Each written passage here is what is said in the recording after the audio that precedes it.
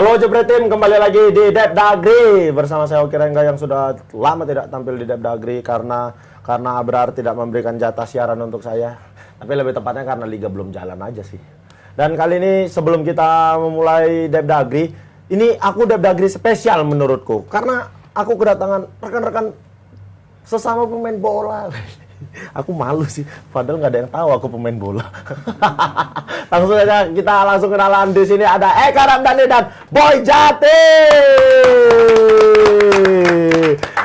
Wah, ini suatu kebanggaan. Dulu nonton TV, sekarang di sini. Harusnya aku suatu kebanggaan dulu satu lapangan, sekarang di sini. Soalnya nggak pernah. Tapi sama Bang Boy pernah. Abang pernah di Madura kan, Bang? Terakhir di Persepam ya. Persepam ya, Bang? Iya. Pamekasan itu yang paling ujung Madura kan, Bang? Pamekasan. Iya. Kalau yang paling ujung Sumenep.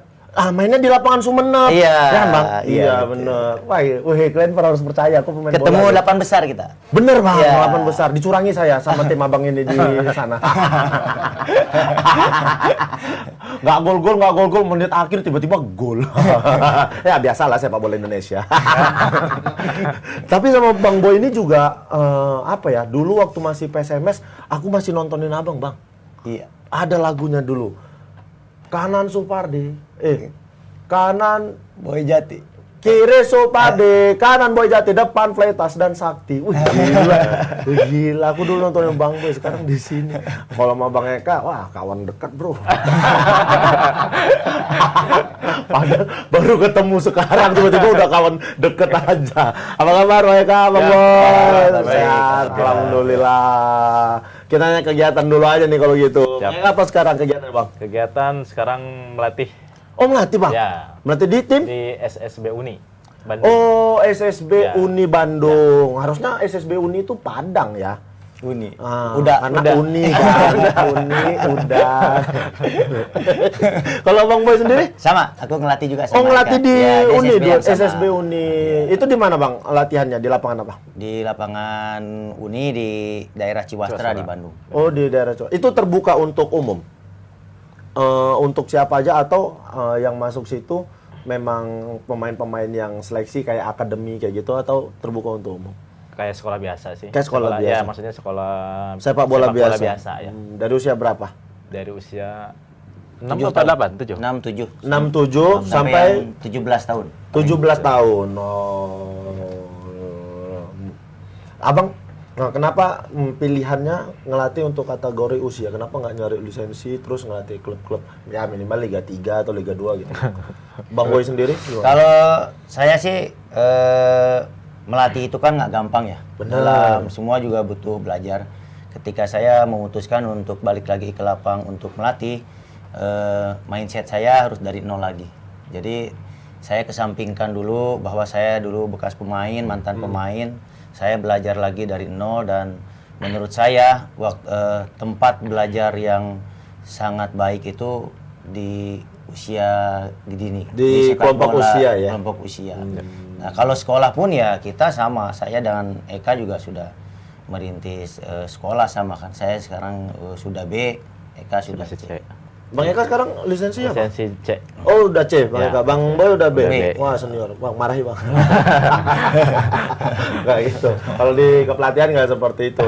Kenapa Bang Eka milihnya juga, kenapa milih jadi pelatih untuk kategori usia muda gitu, Bang?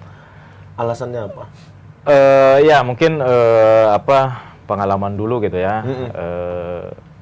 Ada beberapa aspek yang mungkin belum pernah saya dapatkan di sekolah sepak bola dulu saya berlatih gitu. Dan saya ingin memberikan kepada adik-adik sekarang yang memang istilahnya yang dulu saya nggak pernah dapatkan.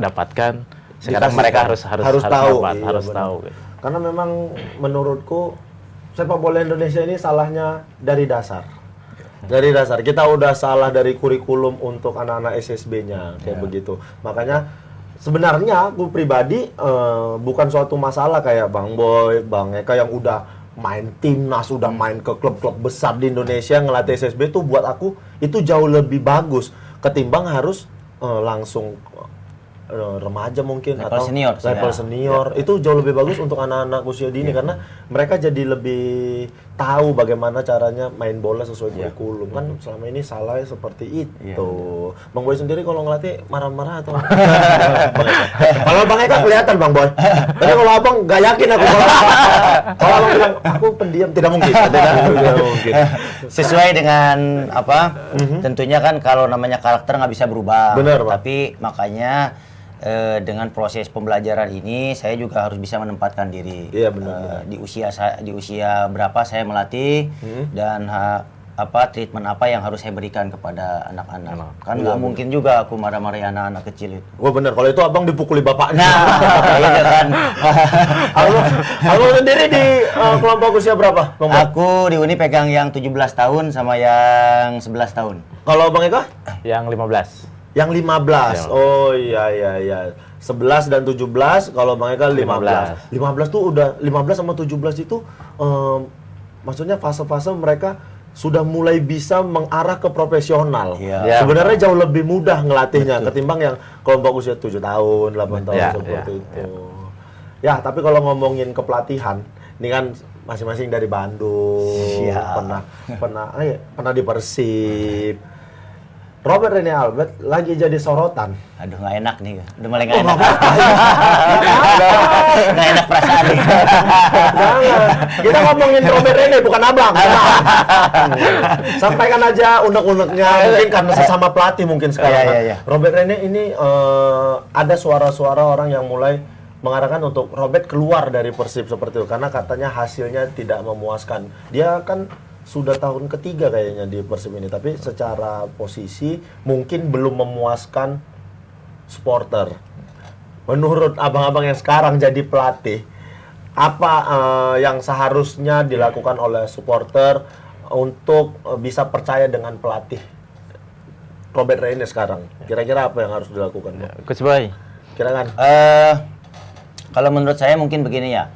Ini kan pertandingan baru 2 kali. Iya. Ya, terlalu prematur juga kita menilai hasil bahwa betul hasilnya tidak sesuai dengan ekspektasi. Benar. Apalagi kalau kita bicara Persib, hasilnya adalah 100% kemenangan dalam setiap pertandingan. Iya. Tapi kalaupun posisi Rene bisa beralasan bahwa skuad Persib sekarang adalah skuad yang dihuni oleh pemain muda dan senior. Iya. Jadi di sana juga ada beberapa aspek yang harus diperhatikan bahwa ada adaptasi di sana dengan pemain-pemain muda. Meskipun memang kalau bermain di Persib, orang nggak mau tahu, supporter nggak mau tahu, Boboto nggak mau tahu. Gua maunya menang 3 poin. Ya, benar. Nah, itu kan. Nah, mungkin, tapi di satu sisi dari aspek kepelatihan, mungkin semua juga berproses.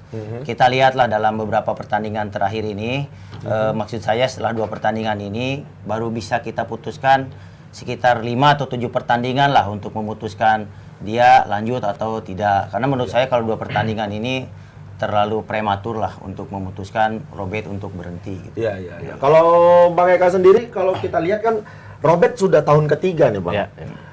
Aku menurutku dibilang gagal tidak juga, karena musim lalu juga lumayan posisi dia di runner up. Itu suatu pencapaian yang tidak gampang kan untuk seorang pelatih nanganin klub besar di bawah tekanan supporter yang luar biasa. Menurut Bang Eka sendiri gimana pandangan tentang Rene Albert yang Robert yang mau dikeluarkan, yang diminta keluar dari Persib? Ya memang 2 pertandingan saya pikir belum cukup untuk belum bisa kita lihat. Tapi kita, kalau dilihat dari 3 tahun ini, Abang rasa sudah cukup atau belum dia untuk ngebentuk sebuah skuad yang mumpuni untuk ngejalanin kompetisi? Ya, kalau saya lihat kan materi pemain juga banyak juga yang baru-baru dan tadi disinggung sama Boy bahwa ada pemain muda juga gitu kan. Tidak mudah juga untuk bisa istilahnya menyatukan atau pemain-pemain muda dengan pemain-pemain yang baru bergabung juga benar. Jadi perlu waktu lah sebenarnya, gitu. Untuk di kompetisi tahun ini Robert masih boleh lah dikasih waktu ya untuk membuktikan. Mungkin ini kan baru 2 pertandingan, mungkin masih bisa dikasih kesempatan untuk beberapa pertandingan. Karena memang benar ngelihat Persib main di kandang itu, aku pernah sekali nonton Persib langsung main di kandang, karena aku tuh suka nontonin tim-tim main di kandangnya mau lihat suasana stadionnya gimana, euforianya. Karena memang ketika Persib main di kandang waktu itu, aku ngerasa kayaknya, kalau seandainya kalah, ini jadi pemain bebannya nauzubillah gitu. Jadi pelatih bebannya karena didukung supporter sebanyak itu. Kalau dari abang-abang yang pernah ngerasain ada di lapangan pada saat itu, apa yang mungkin kalian rasakan ketika pertandingan Persib terutama main di kandang? Apa yang kalian rasakan? Perasaan apa yang kalian rasakan? Ya, perasaan pertama kalau saya yang merasakan waktu itu ya, gimana kalau kita ini nggak dapat 3 poin? Ada perasaan takut seperti itu ya. Benar. Karena kan di hadapan puluhan ribu bobotoh main seperti itu. Berarti ada perasaan seperti itu. Iya, ada. Bang Boy sendiri? Ada lah pasti yang namanya. Bohong abang nih. Ada. Nggak ada. Nah, kalau itu bercanda, nggak mungkin. Setiap pemain pasti merasakan itu. Karena kita apalagi orang Bandung, selesai pertandingan mau lagi bertanding itu pasti ada beban lah di sana kan. Kalau hasilnya jelek pun kita sampai kejadian kalau main di Bandung itu kalau hasilnya jelek kita nggak berani keluar hotel itu. Memang betul-betul terjadi gitu kan. Kita sangat memahami lah bahwa di sepak bola di Bandung itu memang betul-betul seperti budaya lah. Mereka datang ke lapang itu memang hiburan lah. Udah kayak identitas. Persib itu identitas. Gitu. Makanya memang gitu. benar-benar harus kita jaga itu. Tapi saya rasa memang konsekuensi bermain di tim besar apalagi tim seperti Persib ya konsekuensinya memang seperti itu. Makanya kalau dulu saya punya prinsip kalau di Bandung itu kalau nggak jadi bintang jadi bangke sekalian. Betul. Nggak bisa. Hanya pilihannya hanya dulu itu. Jangan nanggung. Kalau nggak jadi bintang jadi bangke sekalian. Udah. Jelek-jelek sekalian. Bintang-bintang sekalian. Makanya setiap pertandingan ya udah fight aja. Masalah hasil kan banyak faktor juga kan kita. Makanya kalau jebret tim di rumah pengen tahu, kalau seandainya pengen main bola terus nggak ada di bawah tekanan, main di Produta. Kalau menang supporternya nggak ada, yang paling tiba-tiba dipecat aja sama manajemen. Nggak perlu takut dimaki-maki penonton. Jadi kalau dipikir, kira-kira dari untuk Robert, berapa pertandingan dia dikasih waktu, toleransi untuk bertahan di Persib? Bang Eka sendiri, berapa toleransi pertandingan? Ya mungkin kan ini udah 2 pertandingan ya, mungkin 3 pertandingan lagi lah. 3 pertandingan lagi, berarti 5 pertandingan kita lihat. Kalau hasilnya buruk, mungkin bisa dievaluasi. Kalau Bang Boy sendiri? Cocok lah, 5 pertandingan lah. Cocok? Wah, betul. Mending pelatih lokal. Disekolahkan ilmunya. Karena mungkin menurut ya, pride seorang pemain lokal asli daerah situ, kalau disuruh ngelatih tim dari kota itu, pasti 2 kali lipat nih. Maksudnya semangatnya, kemauan dia untuk bawa tim ini bagus tuh 2 kali lipat. Karena kan maksudnya anak daerah. Ini sedikit aja prediksi mengenai pertandingan Persib melawan Borneo. Persib melawan Borneo, kita hanya prediksi aja kira-kira Persib bakal menang atau lagi-lagi dia bakal kejegal di pertandingan lawan Borneo ini. Menurut ini kan 2 tim ini lagi sakit ya. Borneo kalah terakhir sama Barito. Masalah Persib juga kalah di kandang sama Madura. Jadi sebetulnya pertandingan ini adalah betul-betul pertandingan obat untuk mereka. Pertandingan untuk benar-benar nyelamatin posisi pelatih juga, sama nyelamatin yang namanya nasib pemain juga, karena pemainnya setiap mainnya kalau ke pertandingan besok makin jelek, habis makin ditekan kan. Benar. Nah saya rasa antara Borneo dengan Persib ini dua-dua akan fight. Skornya akan 1-1 kalau menurut saya. Akan draw ya. Prediksi yang cukup menarik ya. Berani sekali Anda ya. Kalau Bang Eka sendiri, gimana prediksi untuk pertandingan Persib lawan Borneo? Siapa yang akan memenangkan? Apakah draw seperti yang dibilang Bang Boy atau ada yang Abang unggulkan? Saya masih melihat bahwa Persib masih di atas ya, masih atas. Cuman maksudnya nanti tergantung bagaimana para pemainnya bisa melepaskan tekanan. Karena memang sebelumnya kan dua-duanya mengalami kekalahan gitu. Itu aja sih, Pak. Oke, tapi kalau dari kemenangan siapa yang lebih menang? Persib atau Borneo nih? Draw. Berani. Draw. Saya bilang. Ini main di kandang Persib kan ya? Borneo kayaknya. Oh, dia kan Borneo. Borneo. Oh, ya hasil yang cukup dong. Aku tadi kira main di kandang Persib. Makanya aku bilang, kok berani nih dua-dua. Bilang draw, rupanya di Borneo. Kalau draw di kandang lawan itu udah cukup positif hasilnya. Oke lah, kalau seperti itu. Sebelum kita lanjutin obrolan, aku mau ngasih tahu kemarin ada obrolan penting antara CEO Jebret dengan Ketua Umum PSSI di Jebret Talks. Kalau kalian pengen tahu apa obrolannya, ini ada cuplikannya. Tidak pantas dilakukan oleh kedua tim tersebut karena tidak pernah terjadi ini. Iya. Saya bingung nih apa ya ada otak mereka ini. Iya. Nanti ini ditonton, dipotong sama orang-orang media Vietnam loh, Pak. Oh, biar aja, memang gue pikirin. Saya dan juga banyak netizen ini bisa belajar dari Bapak juga, Pak ya. Jangan sampai menunda-nunda untuk menimba ilmu. Betul. Walaupun kata teman-teman saya tadi di sini ada satu yang kurang gelarnya, Pak. Apa tuh?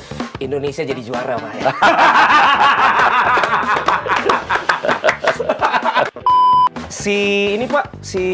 Ada yang bilang katanya Bapak mungkin setuju naturalisasi karena nama Bapak, karena itu nama Bapak Iwan Bule, Pak ya. Ada juga ngeliatnya kemarin tuh siapa nih? Dari dulu kelihatan kayak bule kali, Pak ya. Kayaknya, Pak. Ya, Sampai adalah bisa. sedikit turunan. Kakek saya Jerman ya. Oh, Guten Tag, Guten Morgen. Wis Beckenbauer. Beckenbauer. Cuma pertanyaan saya gampang, Pak. Lebih susah di 3 Bapak mimpin daerah itu apa satu organisasi ini, Pak?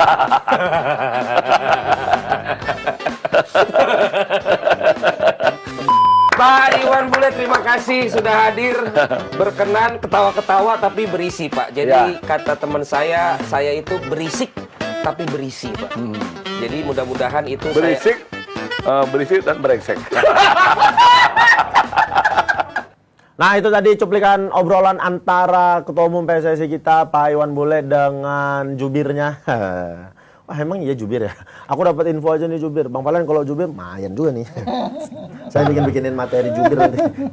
Nah, kita lanjut obrolan kita lagi. Tapi kali ini sudah berganti orangnya. Kalau yang tadi itu sama-sama teman di satu lapangan, kali ini sama-sama teman di balik layar. Ada Om Yuki sama Om Hanif. Selamat datang Om Yuki, Om Hanif. Apa kabar? Kita udah lama nggak ngobrol. Iya, setelah sekian lama nggak bersua ya. Iya. Sekarang berduet. Iya. Akhirnya bisa ngobrol lagi sama Om Hanif nih. Lama nih orang dalam keliling-keliling mulu soalnya. Iya. Oh iya, ini bener-bener kebetulan nih Om Hanif bisa mampir ke sini karena pasti lagi sibuk-sibuknya. Iyalah, pasti. Ya, alhamdulillah bisa muter terus meskipun capek tapi enjoy banget menikmati setiap pertandingan dan selalu ada fakta yang berbeda dan menarik di tiap lapangan. Pertandingan. Yoi. Iya. Dan memang menurutku sampai saat ini kompetisi Liga Indonesia masih berjalan sesuai rencana dan tidak ada halangan apapun. Jangan lupa nyebut BRI Liga 1 2022-2023. Jadi gimana nih, masuk dong ke saya.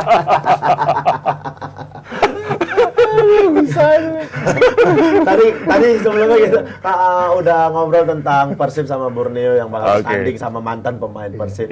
Nah, ini kita mau lanjut bahas mau preview pertandingan antara Rans melawan Bali United.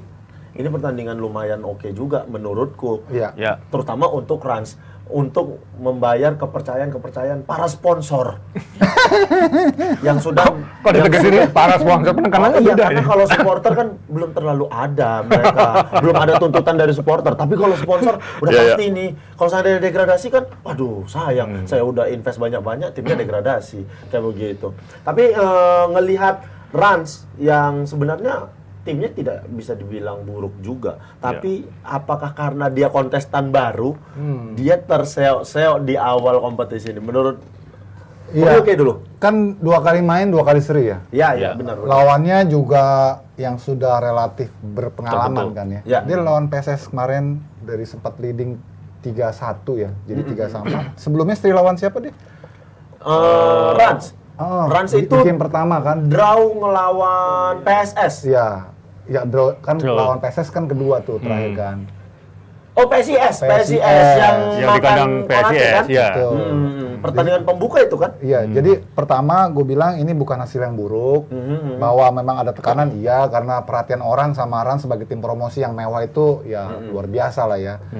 Yang kedua ini memang bagaimanapun perlu adaptasi ya, karena ini kan kombinasi pemain-pemain baru boleh dibilang yang membutuhkan waktu, dan yang ketiga dari sisi pengalaman. Kalau gue lihat kemarin mereka memang masih perlu ya.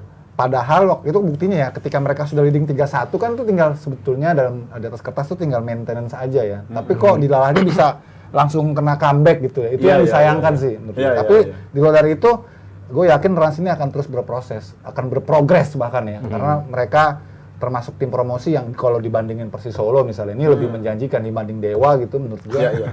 Rans ini lebih menjanjikan gitu. Lebih menjanjikan. Apa kalau Manu sendiri ngelihat apa karena mungkin Rans tidak pernah main di hadapan penonton segitu banyak?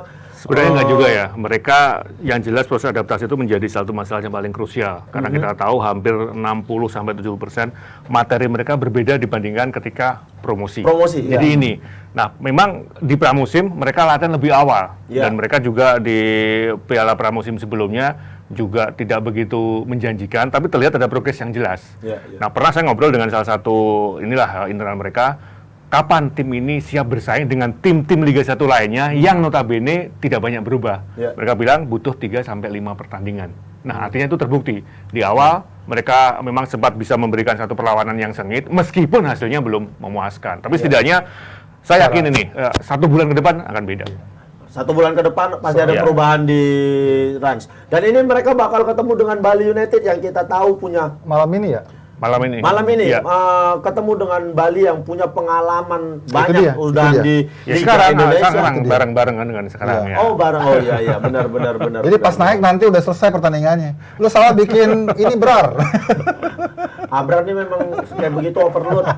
Nah, ini kalau ngelihat melawan Bali United, di Rans punya Wawan Hendrawan yang mungkin bisa sedikit emosional ya. Satu emosional, mungkin bisa sedikit membocorkan taktik yang selama ini di...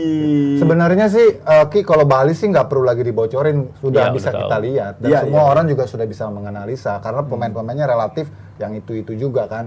Cuma kan kehebatan Teko tuh karena tim ini kan adaptif. Mereka melihat bagaimana cara lawan kan, baru mereka menyesuaikan. Kadang-kadang mereka bermain terbuka, tapi kadang-kadang juga mereka menunggu. Dan memang di lalahnya kemarin mereka agak kaget ya kalah dari PSM Makassar ya. Padahal kalau gue lihat dari materi pemain harusnya Bali itu dominan ya. Tapi faktanya kalau kita saksikan PSM ini pinter juga.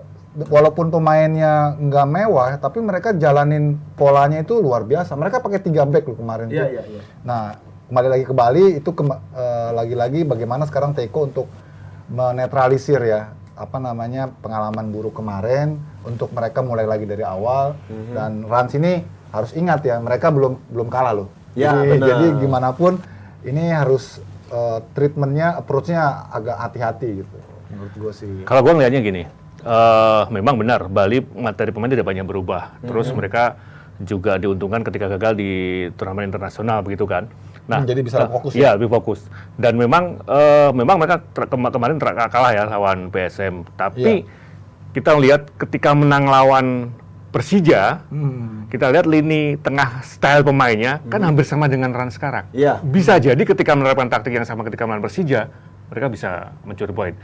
Memang di Makassar terlihat sekali dengan taktik yang berbeda. Makassar dengan 3 back, kemudian penguasaan lapangan tengah, dan itu benar-benar disadari oleh Teko. Sekali lagi Teko sebenarnya dalam game plan-nya tidak banyak berubah, tapi pemain mereka bagaimana press lapangan tengah itu yang menjadi kunci. Kemarin kalah di tengah sih. Kalah di tengah ya, benar. Kalau kita lihat memang PSM tuh motivasinya luar biasa lawan Bali ya. Itu semua yang ditempatkan di lapangan tengah PSM itu pekerja semua itu. Rashid Bakri. Motivasi berlebih, penonton juga luar biasa.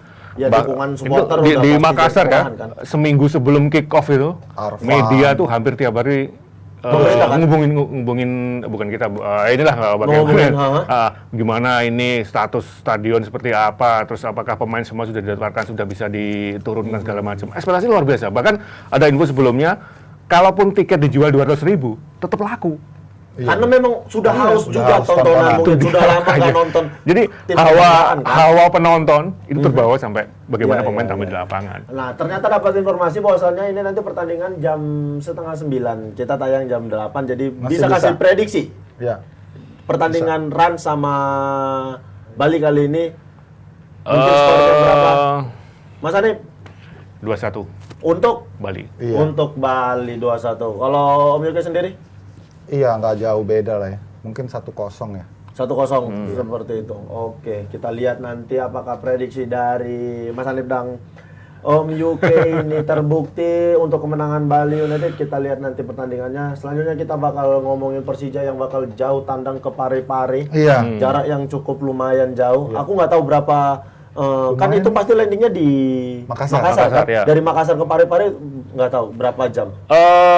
Kemarin sudah ada dari manajemen PSM ya menjanjikan setiap tim yang turun dari bandara Makassar akan mendapatkan freighter pengawalan khusus kepolisian sampai dengan ke Parepare. Estimasi waktunya 2,5 sampai 3,5 jam. 3 jam. Iya, Wah, sekitar itu. berarti itu kalau untuk waktu yang ideal sebenarnya 2 hari sebelum pertandingan harusnya sudah. Persija aja kemarin udah sampai landing di ya, udah di Makassar. Berarti kan, ya. harus paling nggak 2 hari sebelum pertandingan udah nyampe. Jadi Iya. punya Masa recovery ya. Iya, masa recovery yang cukup. Kalau 1 hari sebelum pertandingan biasanya lebih capek tuh, jalan darat 2-3 jam tuh cukup. Gue juga dulu pernah ke Parepare itu, pas malah sempat datengin itu kan monumen Habibie Ainun itu kan, Iya, iya. dari Makassar. Itu jalan malam rasanya lama banget nyampe memang. Iya, terasa. Jadi kalau nggak dipakai foreider emang itu bakal Iya. berat nih karena jalannya kecil. Benar, itu kira-kira bakal pengaruh nggak sama stamina pemain mungkin atau faktor kesehatan? Kalau mereka sudah 2 hari, Kebugaran. 2 hari atau H-1 udah di sana, harusnya mereka udah bisa adaptasi ya. Cukup bugar untuk Iya, pertandingan. harus udah diantisipasi lah pasti. Iya, kan, iya, jarak iya, segitu. iya, iya. Pasti pelatih fisik sudah mempertimbangkan Iya, itu. benar, Apalagi benar. ada tim ini kan, tim recovery tim bagaimana mereka bisa mengembalikan kondisi pemain. Paling nggak H-1 sudah official training kan. Ya. Artinya H-2 mereka sudah datang, Sudah datang. mengkoordinasikan secara keseluruhan. Dan saya yakin tim hospitality tiap tim juga sudah mempertimbangkan itu. Sudah Bagaimana- menghitung ya, itu. jauh hari mereka sudah mempersiapkan bagaimana di hotelnya, kelayakannya, kemudian bukan hanya nutrisi, tapi bagaimana pemain setelah latihan bisa cepat pulih kondisinya. Iya. Yang menarik memang nanti sih lebih ke pertandingan sih menurut gue ya. Nah, kalau dilihat ini PSM belum terkalahkan di 2 pertandingan awalnya. Iya, Dia juga menangnya lawan Bali United. Yang pertama dia menang lawan pertandingan pertama Sleman. itu Sleman. Iya, 2-1. Menang lawan Sleman Di tandang 2-1. loh. Tandang. Iya. Selanjutnya menang di kandang lawan Bali United. Melihat kondisi tim yang trennya lagi positif seperti ini, Persija apakah Apalagi bisa main di memberikan kandang. bisa nggak memberikan perlawanan untuk PSM atau PSM masih bakal tetap dominan di pertandingan kali ini? Ya kalau gue bilang ya, Nif dan Oki ini pertandingan yang seimbang ya. Karena dari cara main pun menurut gua mereka taktiknya sama, pakai 3 back Ya, juga. betul. Ini 3 back lagi ngetren nih. Nanti kita bahas Persikabo juga pakai 3 back. Kayaknya Iya, memang bener. mengacu kepada cara mainnya timnas ya pakai 3 back. Nah, menariknya ini karena ini mainnya di PSM ya, pasti kembali lagi kalau kita mengacu pada cara mereka bermain lawan Bali yang sangat Spartan, kemudian juga dominan ya di lapangan tengah, mainnya keras juga. Ini tantangan buat pemain-pemain tengah dari Persija pastinya Persija, ya. ya. Dan kalau kita lihat kemarin Persija bisa agak leluasa kan karena Persis Solonya nggak kelihatan Agak lubang. mainnya. Nggak Masih kelihatan underperform mainnya. Persis Solonya. Hampir semua lininya bermasalah. Nah, kalau lawan PSM nih, mereka sudah solid menurut gue sih udah solid. Tinggal adu taktik aja nih. Dan kita harus aku ya, ini PSM sedikit lebih diunggulkan. Karena yang mereka, tadi Oki udah sempat sebut, mereka lagi Main di kandang on juga, track kan, benar lagi on fire track, gitu kan. secara jarak juga Iya, menguntungkan untuk pemain. Dan ingat PSM ini sendiri. juga akan dibawa-bawa nih case yang kemarin yang sempat Piala Indonesia ya. Ya. Secara emosi tuh akan di-remind lagi, dibakar lagi sama media tuh. Jangan sampai kalah sama Persija gitu kan. Karena mereka dulu pernah punya case ya. 2019 itu. Iya, Ya. gitu. Kalau gue ngeliatnya gini, memang benar ini menjadi pertarungan yang sama dengan taktikal ya. Memang kalau kita lihat 2 laga sebelumnya 2 tim selalu tampil dengan 3 back. Tapi penentunya siapa yang bisa memenangkan di tengah ini menjadi pemenang di laga ini. Atau minimal bisa menyajikan pertarungan yang benar-benar sengit ya.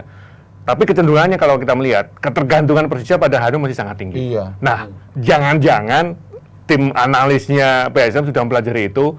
Laga pertama Persija ketika Hanu dimatikan Iya. Persija kesulitan memberikan kesalahan. Itu yang harus diperhatikan. Iya. Tapi Persija bakal kehilangan siapa? Kermincik juga. Kira-kira berpengaruh nggak untuk Persija sendiri? Pasti berpengaruh karena Kermince, kemudian Hano, terus Kudela itu kan pilar-pilarnya ya di belakang, tengah, depan.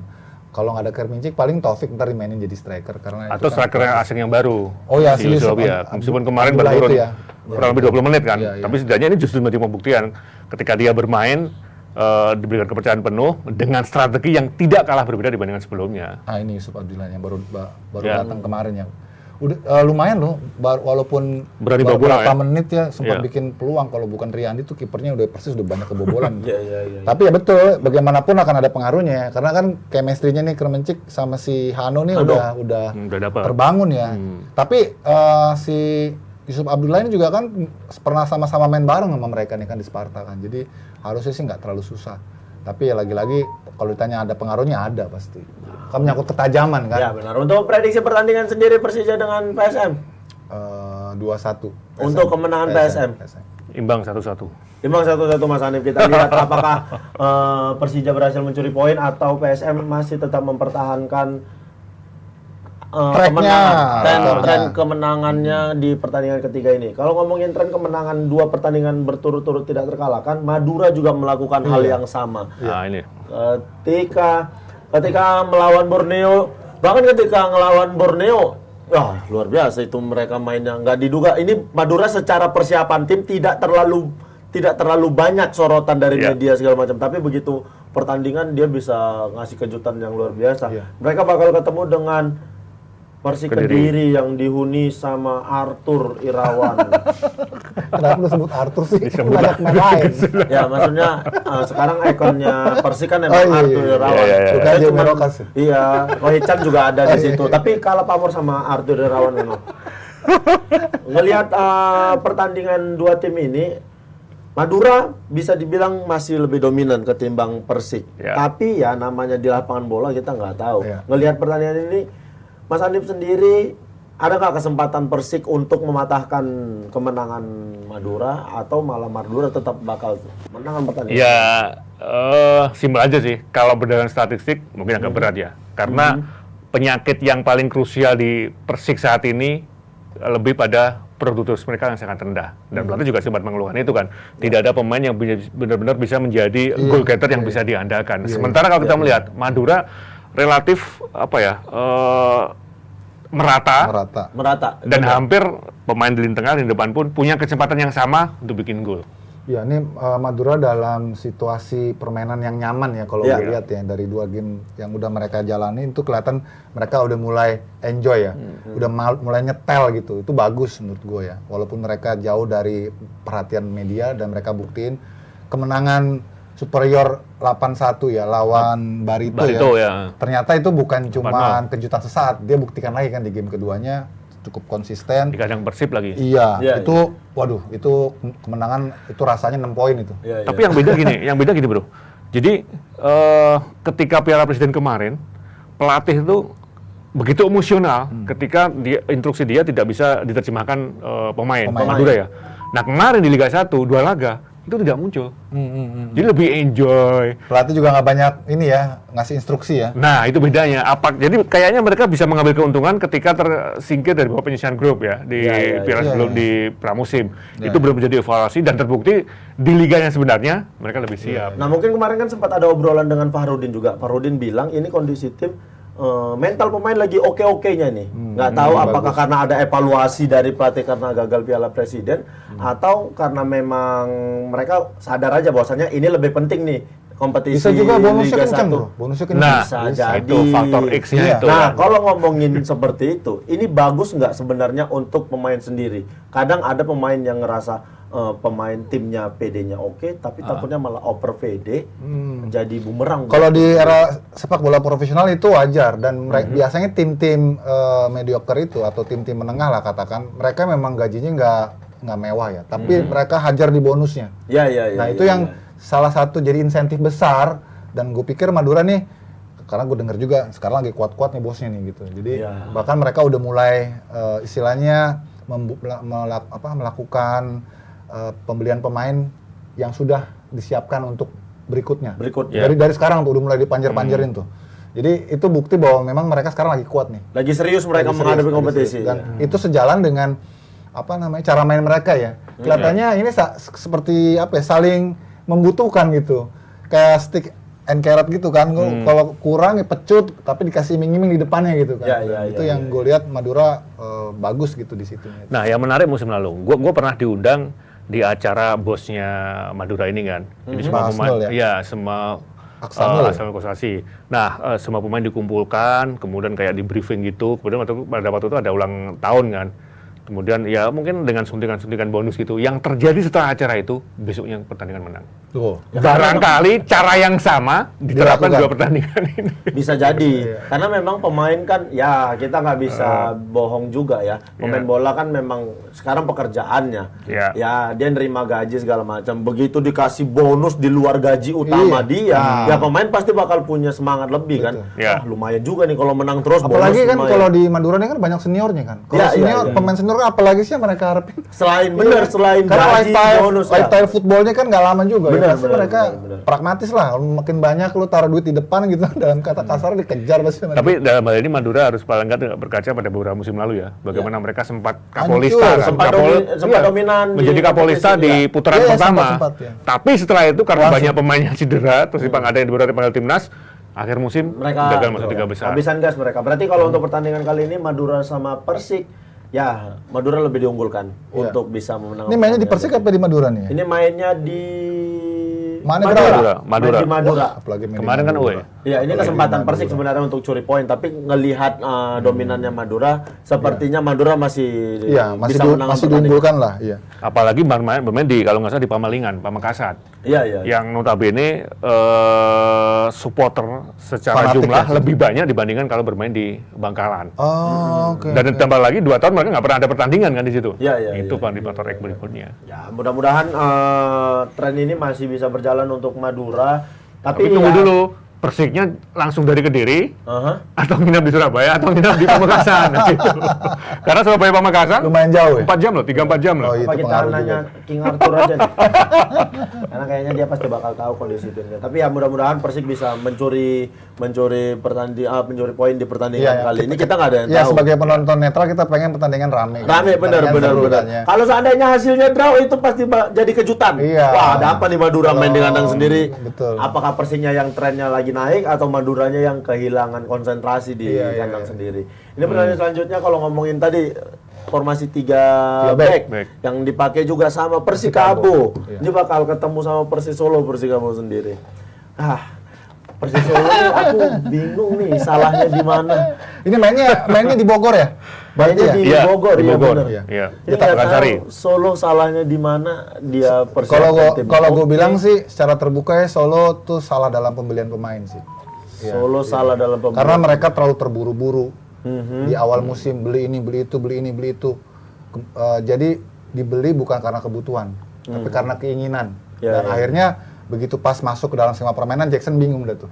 Ini nggak dimainin gimana, tapi udah dikontrak. Ini kalau dimainin ini nggak masuk skema dia, tapi udah ada dalam line up. Jadi yang gue lihat itu, soalnya dari 2 pertandingan pertama di mana mereka kalah dua-duanya itu, gue lihat nggak ada pattern main yang jelas gitu. Konstruksi mainnya tuh nggak clear gitu loh. Jadi ini yang akhirnya banyak sekali celah yang ditinggalkan mereka, dan yang gue denger itu pemain tuh agak nggak nyaman ya dengan pola yang Jackson terapkan ya. Karena dia pakai formasi 4-2-2-2. Jadi lebih banyak vertikal mainnya kan. Akhirnya yang muncul individual. Kita lihat Mesidoro ya mainnya memang bagus, tapi jadi akhirnya terlalu individu jadinya kan. Dan sisi flanknya otomatis bolong karena memang mainnya lebih vertikal. Itu pertama, dan gue lihat Persis ini ada beban juga. Karena kemarin dia kan sebagai juara Liga 2 promosi, jadi harapan ekspektasi masyarakat terutama Surakarta kan juga besar, dan sayangnya ini yang nggak bisa diimbangi ya oleh Coach Jackson dengan hasil yang positif gitu dalam 2 laga selalu kalah gitu. Ya, gua dapat info dari budget. Justru musim lalu itu lebih tinggi dibandingkan musim ini sekarang. Ya, karena musim lalu targetnya juara kan, dengan materi yang kita tahu untuk kelas Liga 2 termasuk mewah. Iya, benar. Bahkan beberapa nama terkenal pun harus bersaing di bangku cadangan. Nah, Dan kalau flashback ke belakang lagi, Jackson itu kan tipikal pelatih yang biasanya dia bisa mencari format bagaimana game plan tim yang menyesuaikan dengan karakter pemainnya. Iya, iya, iya. Nah, dari dua laga ini itu Nggak belum ketemu. kelihatan, Iya. nggak kelihatan makanya. Padahal nama-nama mereka potensial di belakang siapa sih yang nggak melakukan Ada Fabiano, dan Javier, Jamerson, terus, Messi Doro. Iya. Memang awalnya sempat teamworknya bagus, tapi belakangan ketika tertekan atau tertinggal Messi Doro main sendirian. Iya, itu Jadi yang jadi. titik itu yang Jackson sejauh ini belum ketemu. Dan mereka dalam tekanan yang besar juga karena Persikabo sekarang on fire juga. Persikabo Makanya nih kita harus Nothing akui tulus. ya, kita harus akui ya. Semua orang pasti nggak prediksi Persikabo bisa ngegas 2 game pertama ya. Bener. Ya. Tapi kayaknya Persikabo sering deh di setiap kompetisi di awal dia oke. Zamannya berapa RD pertandingan- juga Zamannya gitu. RD ya. Iya. 19 laga nggak Tapi terkalahkan. setelah RD begini-begini. Bener. Sekarang kayak bounce back sekarang nih, mulai lagi di bawah Kayaknya. Jajang. Tadi gue sempat ngobrol juga sih sama tim ofisialnya ya. Gue bilang apa sih lu resepnya bisa seperti ini? Dia bilang Jajang nih lebih ngemong karena dia kan senior, dia ke pemain-pemain senior Persikabo juga Iya. nangkep anaknya dan tidak ada tekanan sama sekali. Cuman dikatakan aja ini kita teamwork, semua harus sama-sama, bahkan treatment sama pemain asing pun disamakan. Jadi kalau dulu misalnya Pemain asing beda. Ciro, kalau ke away dia dapat kamar sendiri gitu kan, diperlakukan eksklusif. Khusus. Sekarang nggak, semua sama. Semua sama. Jadi pemain pun juga ngerasa Ya kita yang sama lain pun nih, sama nih setara gitu kan. nih. Iya, Kita itu- memang main untuk tim. Iya, Benar, itu yang benar. salah satu kuncinya dia bilang. Terus yang kedua, mereka nih tim yang adaptif ya, ngikutin apa yang lawan punya. Jadi bukan mereka yang mengambil inisiatif, tapi mereka melihat dulu lawan nih mainnya kayak gimana. Terus mereka menyesuaikan. Dan yang menarik mereka pelajari itu dengan filosofinya Juventus. Bukan gue bilang ya, tapi ini dibilang sendiri sama. Kenapa harus Juventus? Karena dia pakai 3 back juga. Oh. Ya. Dia sampai kasih lihat foto-fotonya filosofi stay of play-nya Conte waktu itu Ya. dengan pakai 3 back, bagaimana cara Hadapin menghadapi lo. lawan yang Nah, 4-3-3, bener. pakai lawan yang 4-2-3-1. Jadi dia nggak ada opsi. Kenapa dia pakai formasi 3 back, lebih tepatnya pakai 3-5-2? Karena dengan formasi itu dia bisa mengakomodasi lebih banyak pemain lokal. Ya, Dia ya, bilang ya, gitu. ya. Soalnya kalau pakai 4-4-2 atau 4-3-3 pemain lokalnya bakal sedikit dan akhirnya terbukti tuh. Mereka kita lihat waktu lawan Dewa kan, mereka sengaja tunggu pemain Dewa masuk, terus lewat Roni Sugeng mereka bisa langsung counter cepet. Ya. Dan menurut gue surprise sih. Dan mana hatinya fleksibel. Fleksibel. Bisa di belakang, dia juga bisa di Bisa tengah. iya Gitu. benar. Tapi ini memang kalau dia pakai filosofi Jupe harus yang Conte ya. Ya, Karena Conte. Iya, Iya. Kalau yang sekarang Jupe-nya berantakan soalnya.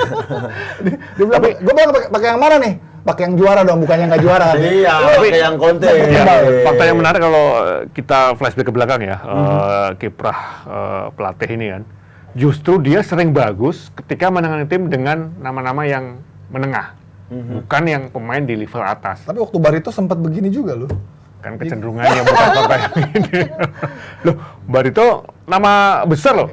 Kan ketika di Tapi Barito kan- dia ada pemain yang harganya waktu itu termasuk papan atas. Namanya loh. ya besar, tapi Iya. cara mainnya masih Masih tidak terlalu besar. Iya. Nah, itu Tidak dia. bisa membawa tim untuk nggak sesuai bisa bertarung di kompetisi.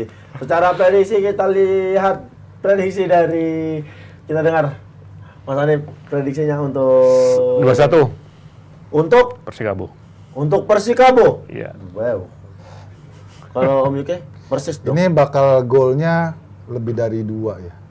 Untuk Enggak, maksudnya pertandingan ini lebih dari lebih dari 2. Jadi bisa 2-2, bisa 2-3 karena kecenderungan Persis golnya banyak. Walau Kenapa ini jumlah golnya lebih dari 2? Iya, karena mainnya akan terbuka. Oke, Mainnya akan karena terbuka. Persisnya juga mau pengen nyari dia pengen poin. ngambil poin pasti Iya, dia main iya, terbuka. Dan Persikabo punya counter attack yang cepat juga. Kita lihat dari 2 laga terakhir dia bikin banyak gol juga kan. 1-0 lawan Persebaya, kemarin 3-1 ya terakhir. Jadi ini 2-3 lah Jadi ini siapa yang menang kira-kira? Persikabo. Persikabo dengan poin dengan gol lebih dari 2. Berarti kalau kata Papi Ropan basah ya. Cuma menarik tadi bahasan tentang Liga 1, preview prediksi pertandingan yang bakal main di Liga 1 di pekan ketiga ini. Kita sekarang mau bahas timnas U16 yang menggila dengan 9 gol melawan timnas Singapura. bukan timnas sih, lebih nggak tahu sih itu yang di bawah Singapura apa itu. Nggak mungkin timnas Iya, kayak begitu sih. bukan kita meremehkan Meremehkan Singapura ya Singapura, ataupun tidak hormat gitu ya. Tapi kalau gue lihat memang dalam line up-nya tuh Singapura banyak pemain-pemain sekolah. Pemain pelajar-pelajar berarti. Pelajar. Jadi mereka tuh baru kumpul, baru seleksi itu di awal Juni. 1 bulan gitu berarti. Iya. Dan kalau lu lihat line up-nya itu memang misalnya Lim gitu ya, ini dari Singapore Soccer School. Terus Kusno gitu kan namanya, ada nama-nama Melayu juga kan. Ini dari Gandhi International School. Jadi banyak kan anak sekolah, bahkan dari 26 pemain yang didaftarkan oleh timnas Singapura itu 8-nya itu dari Singapore Soccer School. Kalau kita mah SKU lah. Iya, ragungannya iya, gitu. iya. Jadi memang mereka sepertinya nggak punya kompetisi yang udah yang ada Reguler, kita gitu. Jadi ya sebulan mau bisa bikin apa ya. Tapi tetap gue lihat sih mereka main nothing tulus ya. Mereka tuh nggak stres tuh, mereka kebobolan banyak, mereka main aja. Itu memang esensinya youth development di situ memang kan. Jangan kasih beban. Untung aja di sini ada Liga Top Score. Mantap. Yang akhirnya udah bikin kompetisi untuk anak-anak usia dini, kita jadi bisa membantai Singapura. Mas Arif sendiri ngelihat pertandingan kemarin timnas 16 lawan Singapura gimana? Dari awal emang udah diprediksi menang mudah, tapi nggak menyangka sampai 9 Sebanyak gol. itu ya. Gol, benar-benar. Jadi kayaknya sih Coach Bima tuh belajar ya. Sebenarnya Singapura sama Filipina nggak jauh beda secara hierarki ini ya, kualitas sepak bolanya. Tapi ketika lawan Filipina itu laga pertama, para pemain tuh kelihatan agak nervous, terus mau buru-buru bikin gol, cepet-cepet, akhirnya banyak salah passing, salah eksekusi gitu ya. Tapi kemarin di laga kedua mereka sudah mulai tenang, sudah bisa mainin ritme ya. Ya, tapi gua suka satu pemain yang kalau misalkan dibina dengan benar ini bisa jadi rising star. Siapa itu, Mas? Hanif. Woi, bukan Hanif yang ini ya, bukan ya? Benar. Ini ada tapi ini Bentar, ada. namanya sama Hanif. Ya, Hanif Ramadan. Ini kakak Oke, ini kakak. Wah, Hanif oke nih main bolanya. Yang satu ngurusin liga, yang satu ngurusin kompetisi. Kan gua kalau ketemu Hanif Sabandi selalu dia bilang Hanif 1, Hanif 2. Ya, Ini ada lagi Hanif 3. tiga. Ini ada kutipan dari Coach Bima. Walaupun kita menang besar, tidak boleh cepat puas, tidak boleh euforia terlalu besar dan tinggi. Kita berharap juga masyarakat sepak bola jangan memuji terlalu besar karena ini belum apa-apa. Tim ini masih banyak kekurangan, terus banyak belajar lagi. Yang penting kita berproses dengan baik. Wah, ini suatu apa ya? Omongan yang sangat tepat dari seorang Coach Bima karena ini untuk anak-anak usia 16 loh. Yang kalau seandainya dipuji berlebihan, Ntar dia lupa deh. dia malah mentalnya malah jadi besar kepala, mungkin over pede segala macam. Iya, dan itu sudah dilakukan oleh Coach Bima, maka di hari pertandingan tuh nggak ada pemain yang pegang gadget. Semua disita sama dia. H-1 Pas atau hari pertandingan. Terus kalau di hari-hari biasanya dikasih waktu paling cuma 3 jam untuk pegang HP gitu. Terus Karena untuk diambil. komunikasi sama keluarga. Habis itu dia disita, diambil. Ya, sama saya dulu sempat merasakan Masa? seperti itu. Benar, waktu Emang dulu masih udah ada handphone. PPLP. di PPLP handphone disita ketika jam 11 malam itu handphone disita. Jam 11 malam, Bro. Jam 10 handphone disita. Handphone disita saya kasih aja. Karena handphone saya ada satu lagi. Tahun 80-an kan belum ada handphone, Bro. Enggak 80 doang. 2005-an. Udah. Ada handphone. Ya. Dulu kita kenapa jam-jam segitu diambil? Karena dulu paket nelpon murah itu jam 11 sampai jam 7 pagi. Oh iya benar. Iya, Ada kayak kepala gitu. asrama ngambilin HP, saya kasih aja. HP saya Ada ada 2. Makanya saya kasih jadi atlet yang baik dan benar. Ya, kita lihat apakah timnas U16 bisa menjuarai kompetisi kali ini, melihat permainan timnas yang cukup menjanjikan menurut saya. Memang Nextnya bakal ketemu sama Vietnam nih. Ya. besok kan Besok, Asian Group lawan Vietnam. Itu menentukan memang kita sebetulnya cuma perlu seri aja untuk jadi juara grup. Juara grup, betul. Tapi target sebetulnya kan bukan itu ya. Targetnya bagaimana tim ini dipersiapkan untuk progres lebih jauh karena di Oktober juga akan ada kualifikasi Piala Asia. Piala Asia 17 kan? ya. Itu juga harus jadi target yang paling penting karena kan di U17 ini nanti ada Piala Dunianya kan. Iya. Jadi kalaupun katakan gitu misalnya kita nggak jadi juara, jangan kemudian dibully atau dihakimin ya. Ini jangan jadi U16 ini sebagai kompensasi karena kita kalah kemarin di U19. Ini jadi sandaran lu harus berhasil. Jangan. Iya. Karena di Piala AFF U16 ini ada Australia juga ya. Oh, ada Australia. Ada di grup C itu yang gue pikir juga kita harus lihat juga karena lawannya yang di U16 ini jauh lebih kompetitif. Apalagi kemarin di luar dugaan Australia kalah dari Myanmar. Iya. Jadi ini di U16 ini boleh dibilang kawasan ASEAN ini relatif merata gitu Merata, kekuatannya. Iya, itu yang kita harus waspada. Tapi ngelihat skuad yang ada, mungkin ngelawan Vietnam, Indonesia masih lebih diunggulkan. Iya, ya harus ya tuan rumah ya. Terus Memang kemarin menang 5-0 5-0 dari Filipina. Iya, Tapi itu kan bukan satu garansi bahwa kita akan sulit. Justru dengan faktor X itu tadi, gue yakin Iya, iya. bisa curi poin. ya. Oke, kalau tadi Mas Hanif bilang Rising Star-nya di U16 ini Hanif juga. Kalau Om Yuke ngelihat siapa yang bisa jadi Rising Star di U16 kali ini? Nabil ya? Enggak sih, Arkan sih ya. Arkan. Itu Nabil biarin ngurus Borneo aja. bukan itu. Beda ya, bukan Nabil itu ya? Ada pernah Nabil attacking player Iya, juga. ini jadi kalau Om Yuke siapa? Arkan ya, Arkan, kakak. Arkan. Itu anaknya Purwanto kan. Iya, Anaknya iya, iya, ex anaknya pemain Purwanto. timnas dulu ya, zamannya Ilham, zamannya Gedut Doni, dan sekarang di Persis Solo tinggi badannya udah 180. Jadi Wah, untuk ini cukup menjanjikan. Ini Secara postur. menjawab keinginan Sintayong kan. Kalau kalian punya striker, tolong sarkasnya kan gitu Iya, minta. iya, iya. Ketika Tolong kasih disebut, tahu saya. "Ah, Iya, benar. ini sebenarnya dia memberikan jawaban Potensial. bahwa kita juga punya nih stok ataupun juga nanti jadi pemain pengumpannya ini pada Arkan gitu. Iya, iya, iya, iya. Kita lihat mudah-mudahan Coach Bima bisa bawa timnas U16 berprestasi di kompetisi kali ini. Nanti Amin. juga di Oktober mau ya pokoknya jangan ada hinaan atau cacian apapun Iya. kalau seandainya mereka Atau gagal. justru pujian, Iya, pujian kasih berlebihan. terus Nah. pujian supaya mereka bisa berproses baik. Kan soalnya jangka panjang ini untuk Iya. anak-anak muda seperti Betul, ini. Oke, terima kasih banyak Om Yuke, Mas Hanif sudah gabung di Depdagri hari ini. Terima kasih Jebret Tim yang sudah menonton. Sampai ketemu di Depdagri episode selanjutnya. Bye.